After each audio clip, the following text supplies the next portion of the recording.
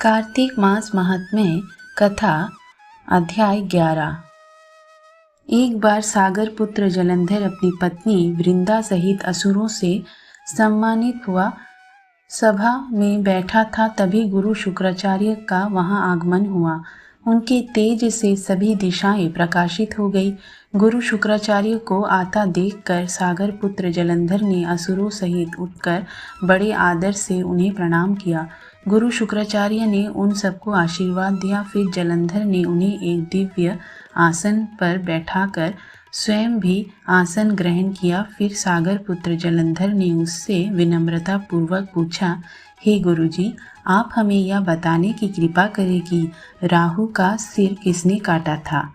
इस पर दैत्य गुरु शुक्राचार्य ने विरोचन पुत्र हिरण्यकश्यपु और उसके धर्मात्मा पौत्र का परिचय देकर देवताओं और असुरों द्वारा समुद्र मंथन की कथा संक्षेप में सुनाते हुए बताया कि जब समुद्र से अमृत निकला तो उस समय देव रूप बनाकर राहु भी पीने बैठ गया।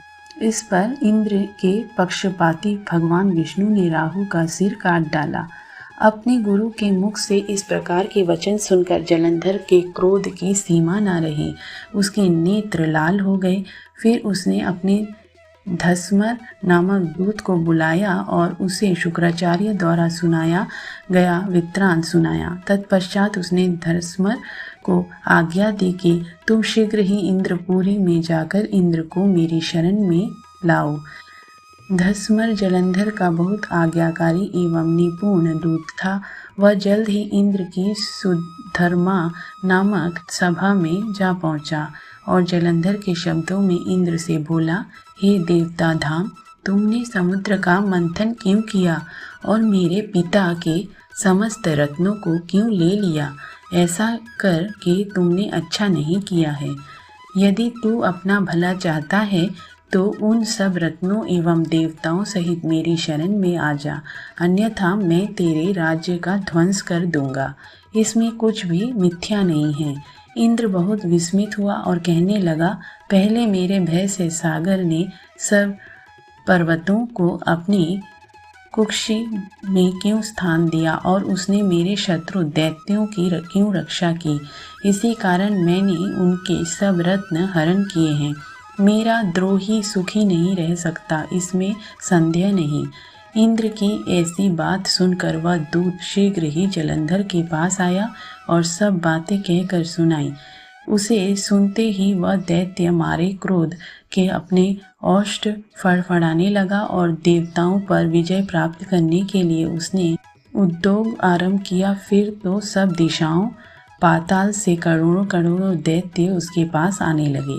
शुंभ निशुंभ आदि करोड़ों सेनापतियों के साथ जलंधर इंद्र से युद्ध करने लगा। शीघ्र ही इंद्र के नंदन वन में उसने अपनी सेना उतार दी। वीरों की शंख ध्वनि और गर्जना से इंद्र पूरी गूंज उठी।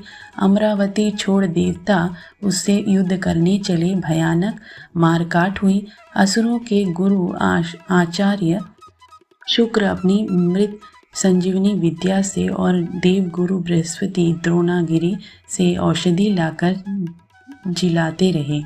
इस पर जलंधर ने क्रोध होकर कहा कि मेरे हाथ से मरे हुए देवता जी कैसे जाते हैं। जिलाने वाली विद्या तो आपके पास है। इस पर शुक्राचार्य ने देव गुरु द्वारा द्रोणाचार्य से औषधि लाकर देवताओं को जिलाने की बात कह दी। यह सुनकर जलंधर और भी कुपित हो गया और फिर शुक्राचार्य जी से कहने लगा, यदि शक्ति हो तो द्रोणागिरी को उखाड़कर समुद्र में फेंक दो, तब मेरे कथन की सत्यता प्रमाणित हो जाएगी। इस पर जलंधर कुपित होकर जल्द ही द्रोणागिरी पर्वत के पास पहुंचा और अपनी भुजाओं से पकड़कर द्रोणागिरी पर्वत को उखाड़कर समुद्र में फेंक दिया। यह तो भगवान शंकर का तेज था, जिसमें जलंधर की कोई विचित्रता नहीं थी। तत्पश्चात यह सागर पुत्र युद्ध भूमि में आकर बड़ी तीव्र गति से देवताओं का संहार करने लगा। जब द्रोणाचार्य जी औषधि लेने गए तो द्रोणाचल को उखड़ा हुआ शून्य पाया। वह भयभीत होकर देवताओं के पास आई और कहा कि युद्ध बंद कर दो, जलंधर को अब नहीं जीत सकोगे। पहले इंद्र ने शिवजी को अपमान किया था। यह सुन सेवता युद्ध में जय की आशा त्याग कर इधर उधर भाग गए। सिंधुसूत निर्भय हो अमरावती में घुस गया। इंद्र आदि सब देवताओं ने गुफाओं में शरण ले ली। कार्तिक मास महात्म्य कथा अध्याय 11 इति। ओम नमो भगवते वासुदेवाय नमः।